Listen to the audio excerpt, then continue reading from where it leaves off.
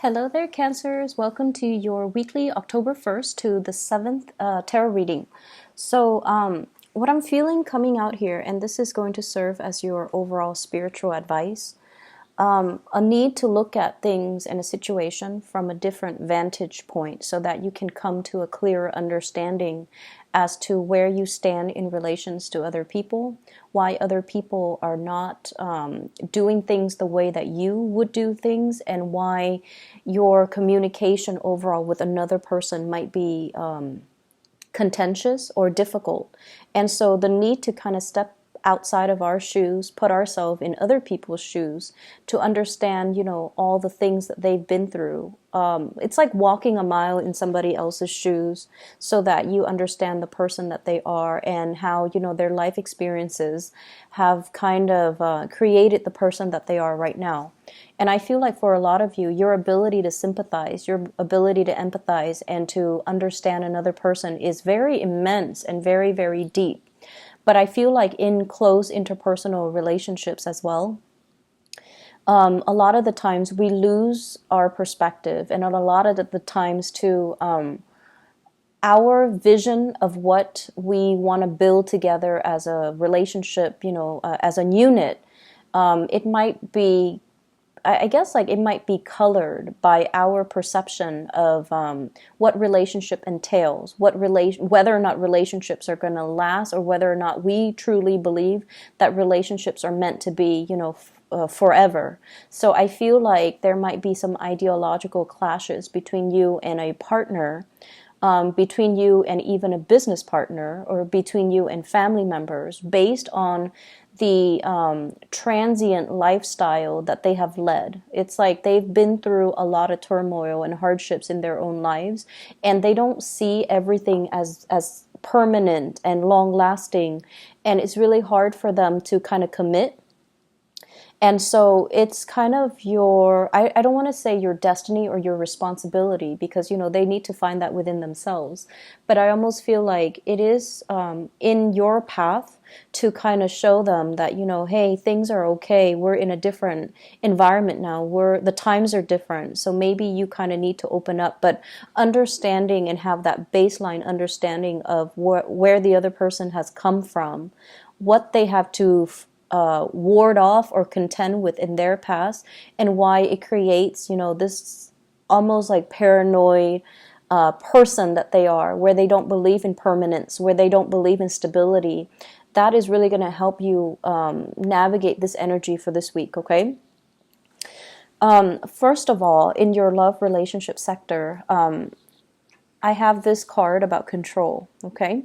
This is the Four of Pentacles, and I usually look at this card hanging on to earthly possessions, feeling a little bit paranoid that things are going to be ripped away from us, feeling like we need to cling on to everything that we have, and also almost like viewing other people as possessions, and almost viewing it's like being very closed off to the point where we need to be very protective.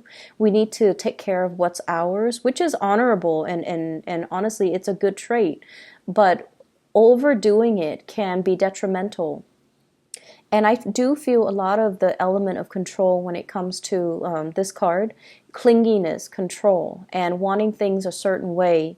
And I almost feel like, attributing our sense of self-esteem with our possessions, with the people that are in our midst.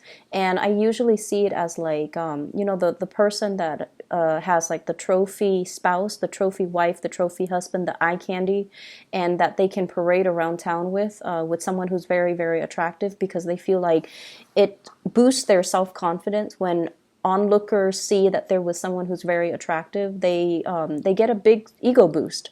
So it's kind of akin to that, and in a more in a lesser sense, when it comes to relationships, this is trying to control resources, trying to cling on to everything, because we automatically assume that our sense of self-worth, our sense of competence, and our sense of confidence is greatly linked in with the people we surround ourselves and the material possessions that we have in our midst. And I also feel as well, when it comes to arguments, when it comes to dealing with another person that you're romantically involved with, that you're married to, or, you know, a significant other, whoever it is, that you're romantically linked up with, this is like not being able to see outside of our own vantage point. Like I said earlier, clinging on so strongly to our beliefs that when people question our values, question our beliefs, we feel like it's an attack on us personally. And so we tend to get a little bit defensive. And a lot of the times, the things that we are very defensive about are things that we know to be true about ourselves. And that's why it's like touching a sore spot that we don't want to look at.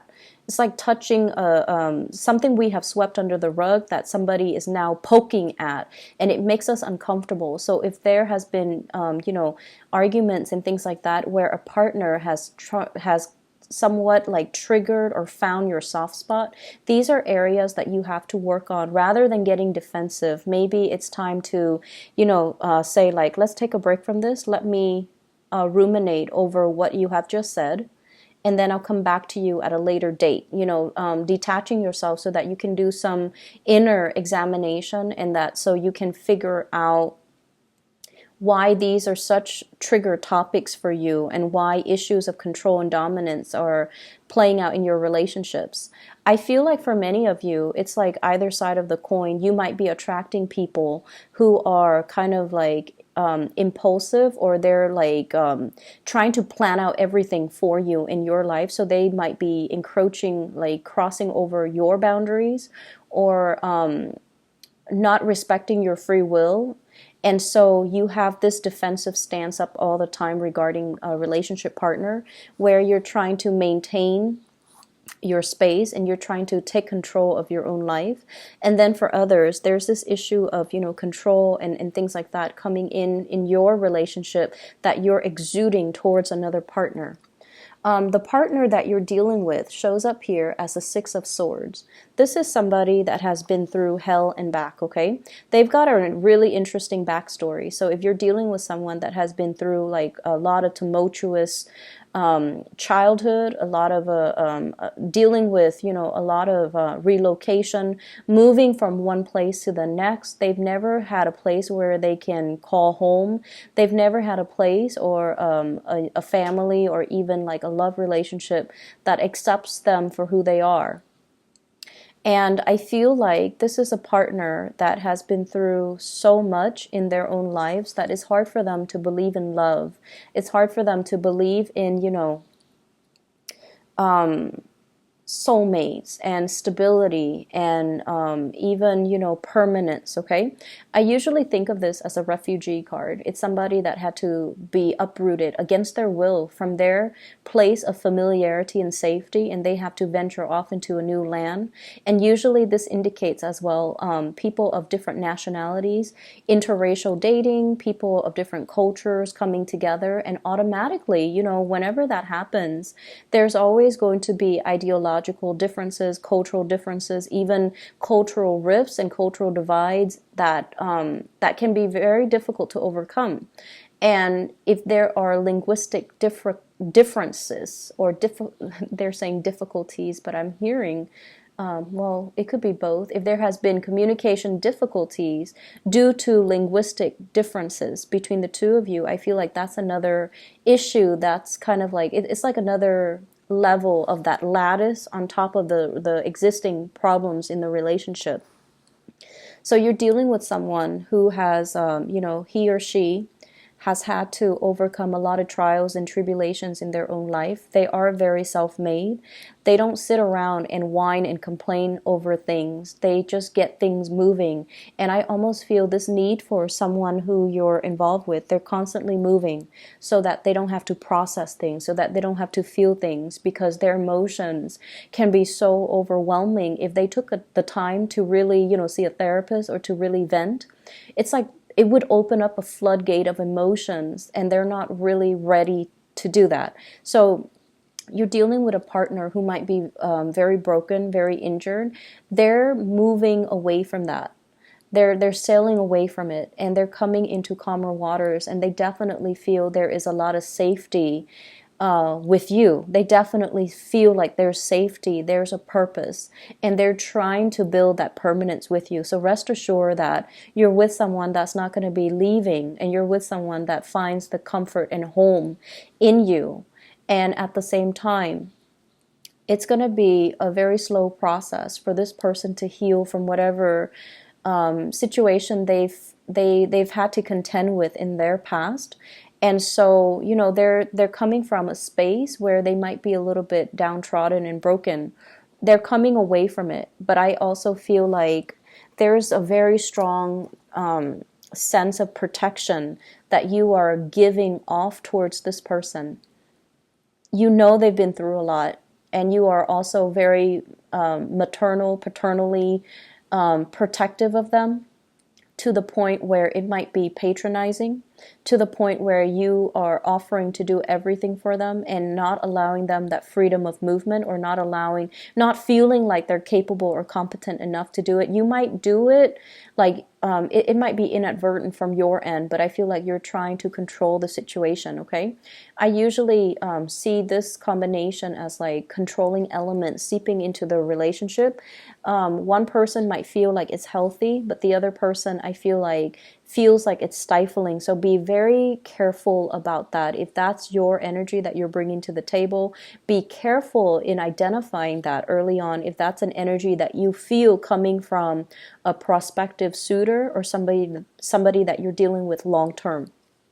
The energy is very subtle, but it can be very toxic in the long run if you're not careful. Okay, if you don't nip it in the bud, it's going to escalate. So be careful about that. I also feel as well, others of you who are dealing with another person who's a lot more, I want to say a lot more stable, is looking for permanence, is looking for kind of like home, okay? We have here the Queen of Wands, and this is a fire sign, Sagittarius, Aries, or Leo. And it's also echoed in this card here. This is the Knight of Wands, okay? Somebody who is foreign to you, so from a foreign land, a foreign location, a foreign country. This is somebody that is a Sagittarius, an Aries, or a Leo, sun, moon, or rising. And what I feel coming in with this card is, this is somebody that's really, really, really fun to be with, okay? They exude a lot of excitement, a lot of passion. There could also be a lot of chemistry between the two of you. And the energy is really, really strong. They're very proactive. They get a lot of things done in their lives. They're kind of on top of this hill, like, I've made it.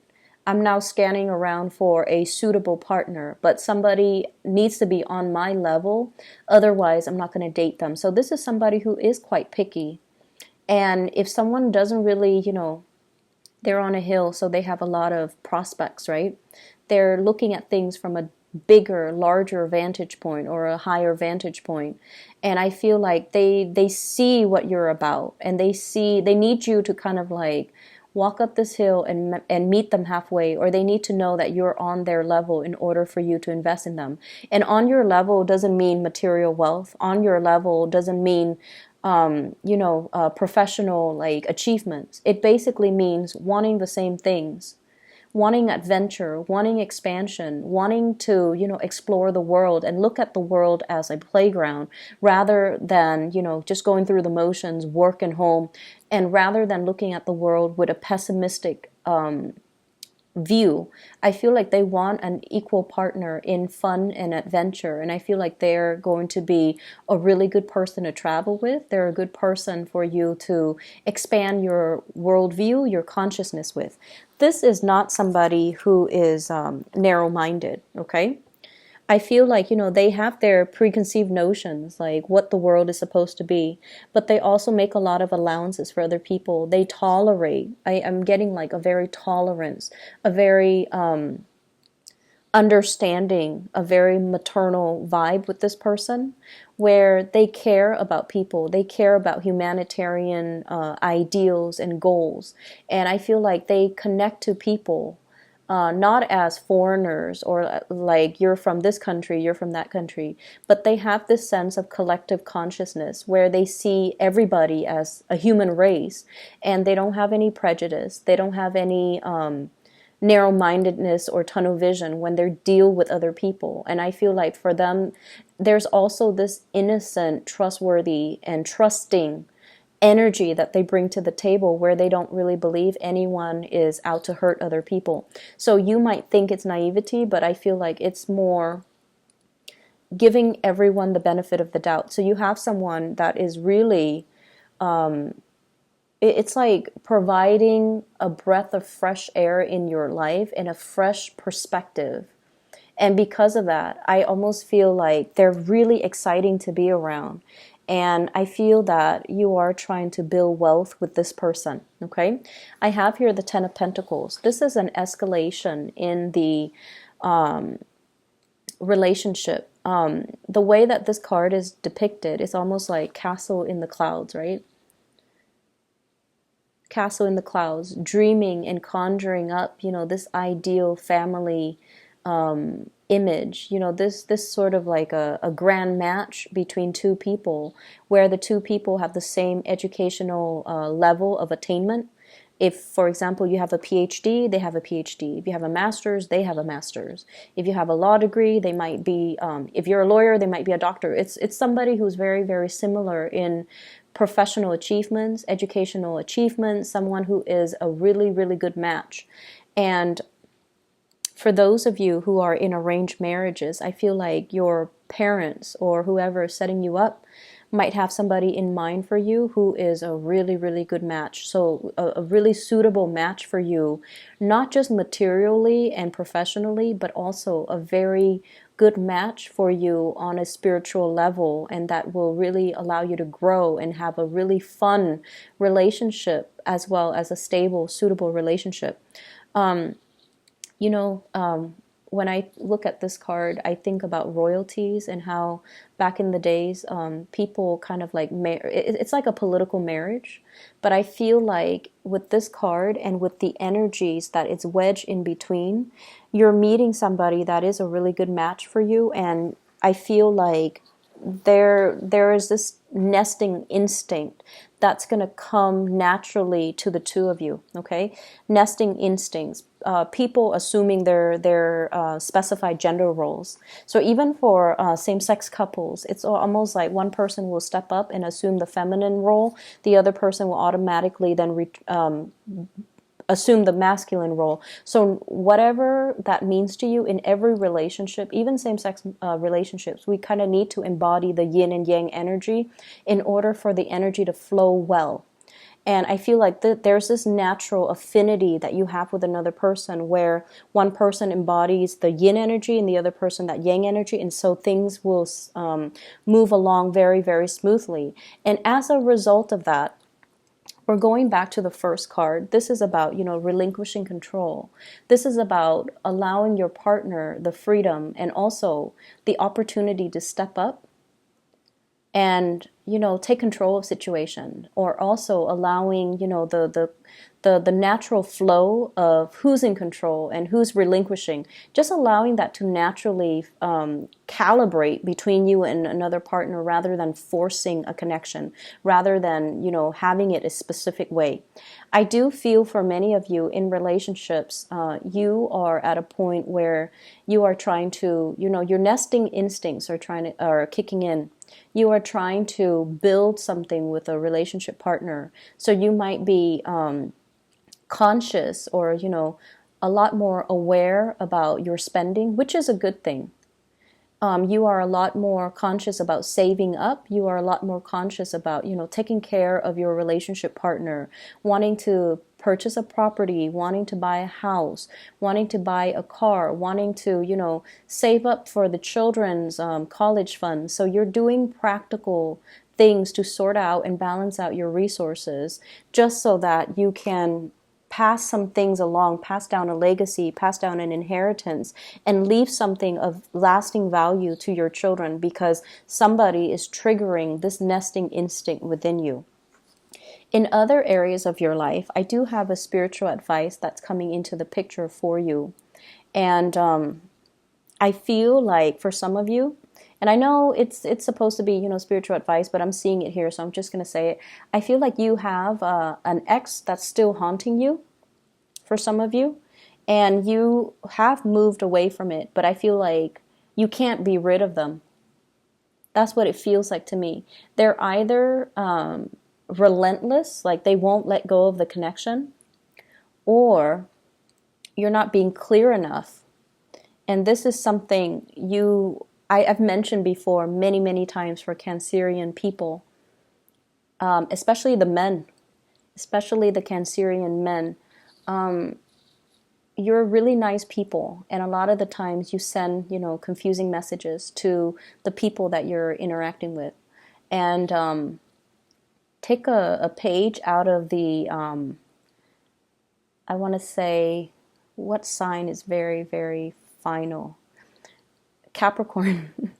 Take a page out of the Capricorn playbook when it comes to, exes and relationships, okay? When they're done, they go silent. They don't even need to entertain that person. When they're done, Capricorns are done, they will ghost you. And you will never ever know, did the Capricorn person die? Are they okay? How could they not respond to me? Well, it's because they're very final. And also, it's because they also, and I feel like this is their incentive or their, rationale for doing what they do. It's because they don't want to open up that door of communication and have you confused, or they don't want to, lead the other person on. So I feel like with Capricorns, when it's done, it's really done. They close the door for good and they move on, and you won't hear anything from them. And I feel like with you Cancers, I feel like it's very difficult for you to do that. And you might chalk it up to playing nice and being courteous. But what it does is that it creates hope from the other side, from the other person, that, oh, they're still talking to me. They might want me back. Maybe not now, but one day. So I'll keep knocking at that door. And that's not fair to the person that you're dealing with. And I feel like you have an ex here that's a little bit ruthless and a little bit relentless and a little bit like someone who tries to keep coming back. And I feel like you need to be very firm, and you need to, out of respect for your current relationship right now, you need to be very, very firm about setting your boundaries with exes, okay? And the reason I say exes here, we have the Death card, you moving on. You've already decided you're going to move on. You've already physically, emotionally, mentally moved on, and somebody's coming knocking. Someone who still carries a torch for you. Someone who might have had like a very passionate one-night stand, fling, relationship, even marriage with you, and they're relentless. They're pursuing you, and they don't even have to be a fire sign. I just feel their energy floating around you, and I feel like, first, you were stuck in limbo, waiting on this person, waiting for things to get better. You've moved on your own. You've moved on. And I feel like you might have been waiting for them while they were going around, trying to find themselves, and quote unquote on that. It's like trying to find themselves. They were like too selfish to be in a relationship. They were just like not taking you seriously while you spent a lot of time waiting around for them. And then they choose to come back and give you communication whenever they felt like it. With this 8 of Wands here, this is swift, fast communication, travel, movements, and whatnot. And I feel like, when the communication was not responded in the manner that they hoped, they come out and they physically show themselves in real time, like showing themselves, and you've tried to move on. So it seems like there are some lingering energies with exes and things like that, and you kind of need to let go. And I see like many of you don't have a choice. You're letting it go because it's really interfering with your current relationship, and you're trying so hard to build that up and to maintain that. And good for you for realizing and recognizing that, because I feel like the ex keeps knocking on your door, and you can't send out mixed signals, okay? It's very counterproductive, and energetically, it's just it's not a wise move for you and for the other person. So lay it to rest. Other things that I am picking up from this spread here, I feel almost like for many of you, there is major contemplations about trying to get your life in order, trying to, get rid of bad habits, trying to reorganize your life, and trying to get yourself in a space where you can be proud of your achievements, where you can get things moving for yourself. So I almost feel like this fire lit up under you, where you're like, okay, I need to get things done. I've been stalling. People have been stalling me, or I've been stalling. I've been kind of like on the sidelines of life, just hanging around. And, there are so many things, so many dreams and aspirations and, things that I want to do, things that I want to achieve, but I've just been dangling here for quite some time. And then life, before you know it, passes you by, right? And it's sort of like, how if you've been like this, right? And then you get yourself out of this situation and you turn yourself upright, you have this massive head rush, right? Like it just feels otherworldly. So I feel like that's the head rush. It's when all the information, all the realization, all the revelations coming to you all at once, and it can feel somewhat painful, somewhat disorienting, and somewhat like time is running out. I need to get things moving. I need to get things started. And I feel like this week is all about continuing what you are doing, but doing it with a sense of urgency. And then I also feel like something is lighting a fire under you, and you're like, I need to achieve, I need to get out, I need to branch out, I need to get moving. So with this swift moving card, this is the rocket here. And I feel like, you're trying to get a lot of things finished, a lot of things wrapped up, a lot of things moving from your end. And I keep seeing oxygen deprivation, like for some reason, with the hangman and also with this card.